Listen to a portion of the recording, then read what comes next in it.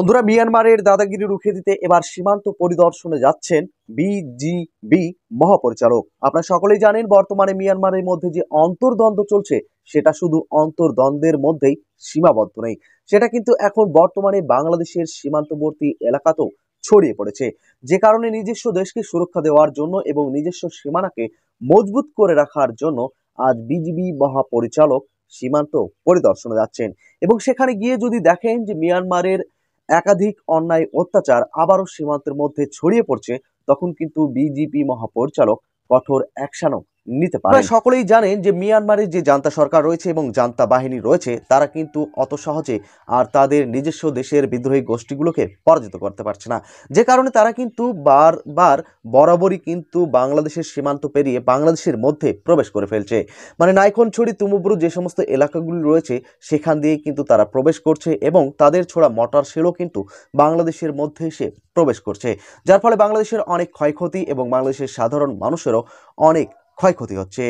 চলুন একটু রিপোর্টটি আপনাদের সামনে সুস্পষ্টভাবে তুলে ধরি যে আজ বিজিবি মহাপরিচালক কেন সীমান্ত পরিদর্শনে যাচ্ছে। বন্ধুরা, রিপোর্টটিতে বলা হয়েছে, বর্তমানে মিয়ানমারে বিদ্রোহী গ্রুপ আরাকান আর্মি ও মিয়ানমারের সীমান্ত রক্ষী বাহিনীর মধ্যে চলছে ব্যাপক গোলাগুলি। মিয়ানমারের এই সংঘাতময় পরিস্থিতির প্রভাব বাংলাদেশ সীমান্ত সংলগ্ন এলাকাও পড়েছে।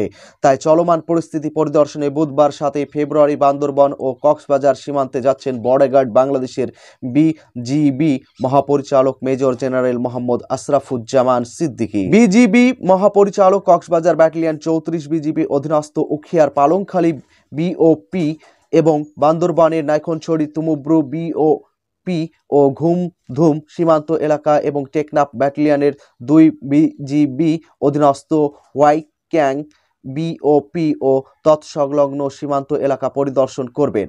পরিদর্শনকালে মহাপরিচালক সীমান্তে দায়িত্বরত সব পর্যায়ের বিজিবি সদস্যদের সঙ্গে মত বিনিময়ও করবেন।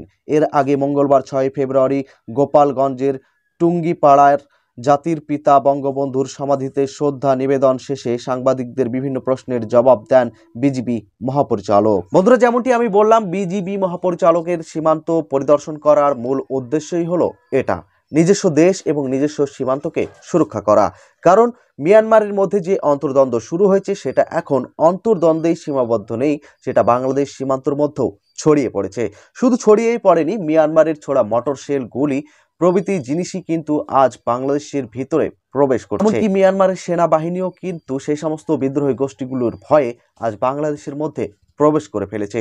যে কারণে বাংলাদেশও আজ নিজে থেকে একটু না হলেও আতঙ্কিত বোধ করছে এবং নিজস্ব দেশকে সুরক্ষা দেওয়ার জন্য সর্বস্ব চেষ্টাটুকু চালিয়ে যাচ্ছে, যার দরুন আজ বিজিবি মহাপরিচালক সীমান্ত পরিদর্শনে যাচ্ছে। এ সময় মেজর জেনারেল মোহাম্মদ আশরাফুজ্জামান সিদ্দিকী বলেন, মিয়ানমারের 264টি বর্ডার গার্ড, পুলিশ, বিজিপি ও সেনা সদস্য বাংলাদেশে আশ্রয় নিয়েছেন।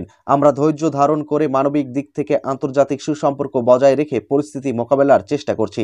তিনি বলেন, 5 ফেব্রুয়ারি প্রধানমন্ত্রী এই নির্দেশনা দিয়েছেন। প্রধানমন্ত্রী আমাদের ধৈর্য ধারণের নির্দেশ দিয়েছেন। এই ধারাবাহিকতায় আমরা কাজ করে যাচ্ছি।